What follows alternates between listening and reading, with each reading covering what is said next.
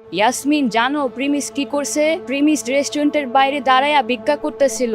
আমরা রেস্টুরেন্টে গিয়ে দেখি ভিক্ষা করতে গিয়ে মানুষকে ডিস্টার্ব করতেছে। আরে ভাই, তাহলে তো ও একটা ভিখারি। আবার শুনলাম ও তোমাদের কলেজে পড়ে। এদের মনে হয় লজ্জা শরম নাই। হ্যাঁ ঠিক আছে, কিন্তু জানো ও তো এরপর আমাদেরকে একদম চমকে দিছে। একটা বিশাল দামি লাক্সারি কার নিয়ে আমাদের সামনে আসছে। আমরা তো পুরো অবাক হয়ে গেছি। কি সত্যি ও দামি গাড়ি নিয়ে আসছিল? ও এত দামি গাড়ি পাইলো কিভাবে? আচ্ছা, তারপর কি হলো বলো আমাকে।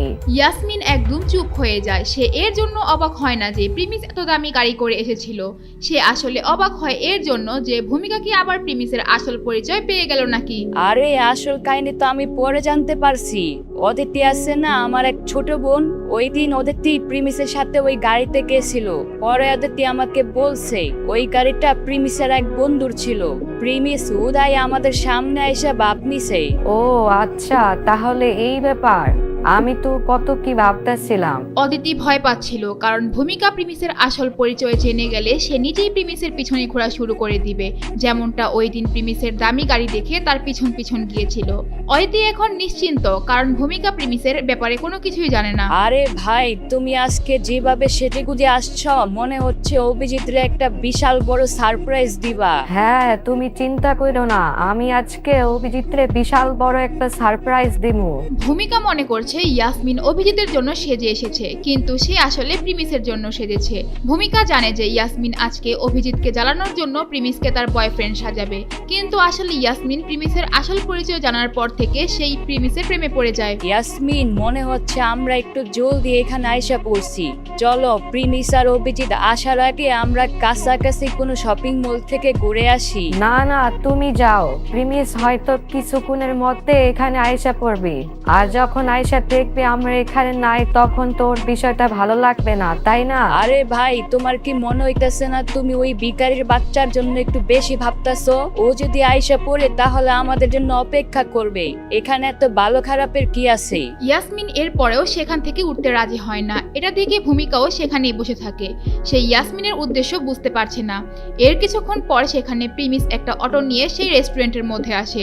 যখনই প্রিমিস রেস্টুরেন্টে ঢুকে ভূমিকা আর ইয়াসমিনের সামনে আসে। তুমি এত দেরি করে কেন আসলা? তুমি এত সুন্দর দুইটা মেয়েকে এভাবে ওয়েট করাইলা? তুমি নিজের শাহরুখ খান মনে করো নাকি? আরে ভূমিকা, থামো। কি বলতেছো এইগুলা? এমনিতেও তোমার কলেজ এখান থেকে 30 মিনিট দূর, আর ও তো একদম 25 মিনিটের মধ্যে আয়সা পড়ছে। প্রিমিসকে এইভাবে রাগ দেখানোটা ইয়াসমিন একেবারেই সহ্য করতে পারেনি। তাই সে তাড়াহুড়া করে প্রিমিসের পক্ষ নিয়ে কথা বলা শুরু করে দেয় এবং সাথে প্রিমিসকে বলে, আমারে মাফ করো প্রিমিস। তুমি তো জানো ভূমিকা সবসময় একটু রেগে থাকে, আর যে কোনো সময় যে কোনো কিছু বলে দেয়। ও এত কিছু বুঝে বলে না। ভূমিকা বুঝতেছিল না আসলে প্রিমিসকে এত তেল কেন দিচ্ছে। ভূমিকার কিছুটা সন্দেহ ফিল হচ্ছিল, কিন্তু এরপর সে ভাবে ইয়াসমিন হয়তো প্রিমিসের সাথে একটু ভালো সাজার নাটক করছে, কারণ প্রিমিসের সাথে ইমপ্রেশন ভালো হলে অভিজিৎ প্রিমিসকে দেখে আরো বেশি জ্বলবে। এইগুলা ভেবে ভূমিকা একটু শান্তি পাচ্ছিল। আরে প্রিমিস, তুমি যে ওই দিন একটা লাক্সারি গাড়ি নিয়ে আসছিলা, কিন্তু আজকে তুমি একটা অটো দিয়ে আসলা, তোমার গাড়ির কি হইলো? ওই দিনের কথা প্রিমিসের আজও মনে আছে, কিন্তু প্রিমিস আজকে অন্য একটা মুডে আছে। কালকে যেই ঘটনা ঘটে এরপর সে আর কাউকে তার আসল পরিচয় লুকানোর কথা ভাবে না। সে যে কাউকেই তার আসল পরিচয় দিতে পারে। কিন্তু এই দিকে ভূমিকার এই প্রশ্ন শুনে ইয়াসমিন ভয় পেয়ে যায়।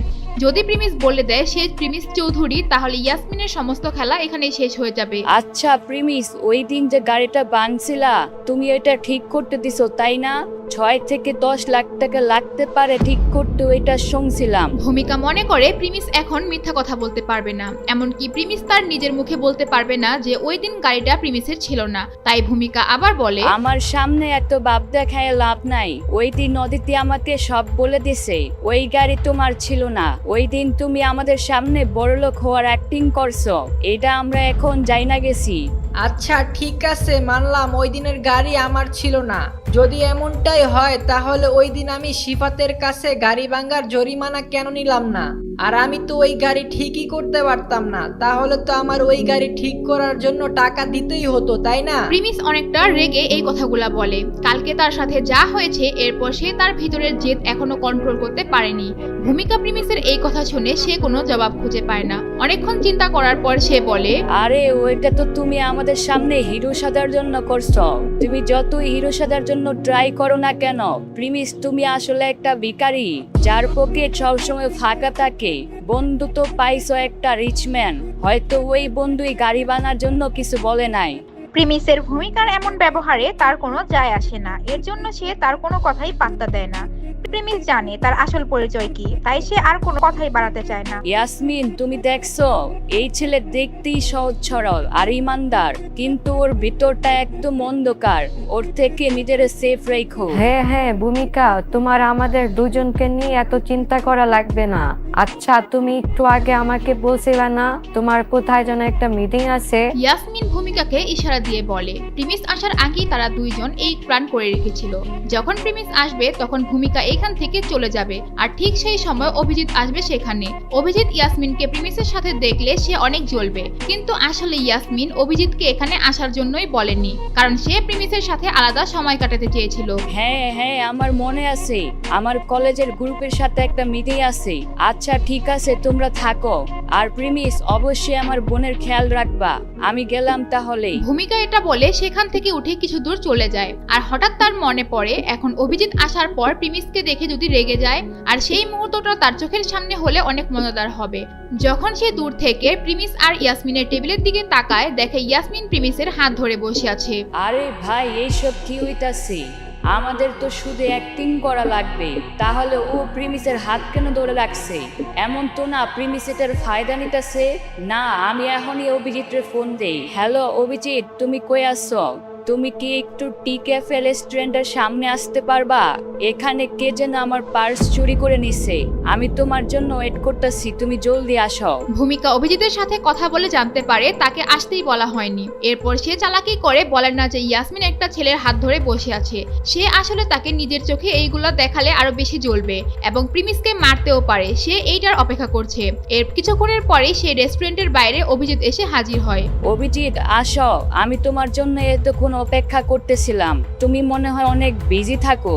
হ্যাঁ, আমি আসলে বিজনেসের কারণে একটু বিজি ছিলাম, আর এর জন্য আমি ইয়াসমিনের সাথে দেখা করতে পারি নাই। আচ্ছা, তো ইয়াসমিনের খবর কি, ঠিক আছে তো? আরে আমি যখনই আসি তুমি ইয়াসমিনের কথা বলো। আমার তো মনে হচ্ছে ডাল মে কুছ কালা হ্যাঁ। আচ্ছা যাই হোক, ইয়াসমিন এখন অনেক বিজি থাকে, কিন্তু কেন বিজি থাকে সেটা আমি জানি না। কিছুই বলে না আজকাল আমাকে। ভূমিকা ইচ্ছা করে মিথ্যা বলে। সে চাচ্ছিল অভিজিৎ ইয়াসমিনকে নিয়ে আরো কথা বলুক। সে যত কথা বলবে তত চিন্তিত হবে। যখন সে ইয়াসমিনকে প্রিমিসের সাথে দেখবে তখন সে জ্বলে পড়ে ছারখার হয়ে যাবে। সে যত জ্বলবে তত রেগে যাবে, আর সেটা প্রিমিসের উপর মিটাবে, যেটা দেখে ভূমিকা খুবই শান্তি পাবে। আচ্ছা, তাহলে এই ব্যাপার, তোমার সাথে ওর কথা হয় না? আরে হ্যাঁ ভাই, আমি কি তাহলে মিথ্যা কথা বলতেছি নাকি? আচ্ছা ঠিক আছে, চলো তাহলে আমরা পুলিশের কাছে যাই। তোমার ফোন হারিয়ে গেছে, আমরা একটা জিডি করে আসি। না না, আমি এখন পুলিশের কাছে যাব না। আমার এখন অনেক খিদা লাগছে। আমি আগে খাবার খাবো, তারপর যেখানে মন চায় সেখানে যাব। এরপর ভূমিকা অভিজিৎকে নিয়ে রেস্টুরেন্টের ভিতরে ঢুকে পড়ে। এখন কি অভিজিৎ ইয়াসমিনকে প্রিমিসের সাথে দেখে ফেলবে? আর যদি প্রিমিসের সাথে দেখেই ফেলে তাহলে কি হবে, কি হতে যাচ্ছে আগামী পর্বে তা জানতে চাইলে দিবস গেমিং এর ইউটিউব চ্যানেলটি সাবস্ক্রাইব করে নোটিফিকেশন বাটন বাজিয়ে রাখেন।